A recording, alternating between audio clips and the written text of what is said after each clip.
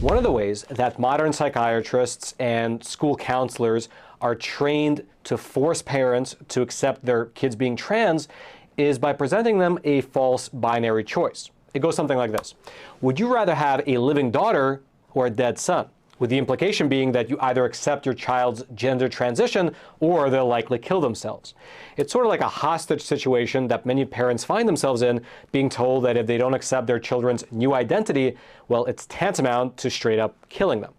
However, more evidence is coming to light that this might not really be the case, and that actually the exact opposite is true. For instance, up on your screen is a study that was just published in the pages of the Journal of Urology. It's titled Rate of Psychiatric Emergencies Before and After Gender-Affirming Surgery, with gender-affirming surgery being a euphemism for one of two different procedures. There's phalloplasty, where you cut off the skin of the arm, roll it up, and attach it to the groin to make a man-made penis.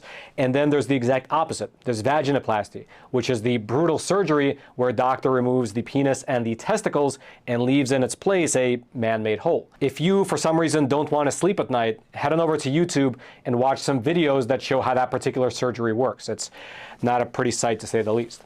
Regardless, what these researchers were looking at was the suicide rates of men and women before and after getting one of these surgeries. Essentially, the researchers were trying to figure out whether it was true that people who identify themselves mentally as transgender were more likely to try and kill themselves if they did not get access to gender-affirming surgery.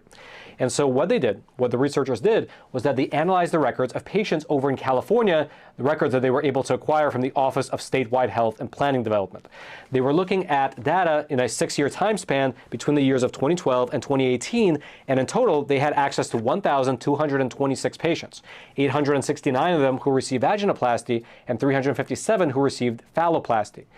And despite what the popular media might lead you to believe, these researchers discovered that the rate of attempted suicide skyrocketed after the surgery, at least among men. Quote, "The suicide rate for men identifying as transgender women in California doubled among those who received vaginoplasty.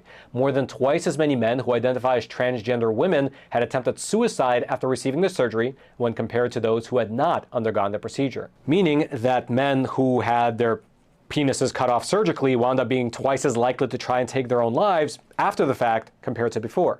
Specifically, according to these researchers, the suicide rate in the group before surgery was 1.5%, but it jumped to 3.3% afterwards. That's more than double. It's also worth mentioning, though, that according to the study at least, the suicide rate among women who got phalloplasty actually did not skyrocket. However, that's only talking specifically about the question of suicide. When the researchers looked more broadly at psychiatric encounters before and after surgery, they found an increase in both men and women. Quote, "If there was a psych encounter prior to surgery, 34% of the vaginoplasty group and 27% of the phalloplasty group had a psych encounter after surgery.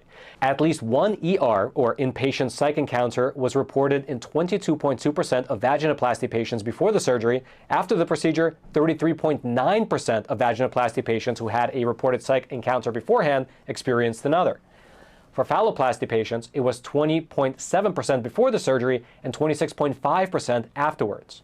Meaning in practical terms that, according to this research, getting a gender-affirming surgery actually winds up increasing a person's chance of having a psychiatric encounter. The study's authors, they concluded their paper by writing that, quote, "Rates of psychiatric emergencies are high both before and after surgery. Although both the phalloplasty and vaginoplasty patients have similar overall rates of psychiatric encounters, suicide attempts are more common in the latter. In fact, our observed rate of suicide attempts in the phalloplasty group is actually similar to the general population, while the vaginoplasty group's rate is more than double that of the general population.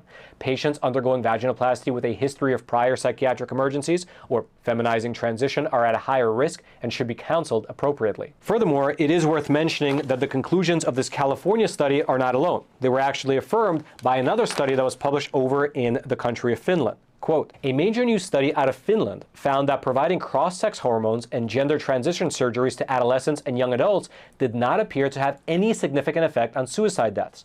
The researchers examined records on all 2,083 people who had their first visit to either of the nation's two gender clinics at age 22 or younger, at 18 on average, and as young as 8, from 1996 to 2019.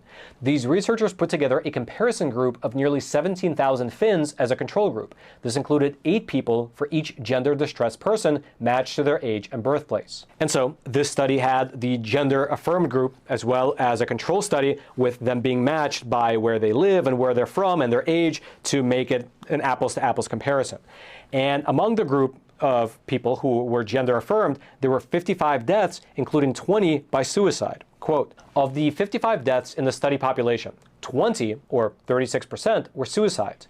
In bivariate analysis, all-cause mortality did not statistically significantly differ between gender-referred adolescents and controls, going from 0.5% versus 0.3%. However, the proportion of suicides was higher in the gender-referred group, going from 0.3% versus 0.1%, meaning that while all-cause mortality did not really differ between the two groups, between the study population and the control group, the proportion of people who died by suicide, well, that increased by approximately 3 times. And so that's all to say that if you ever hear a trained psychiatrist or a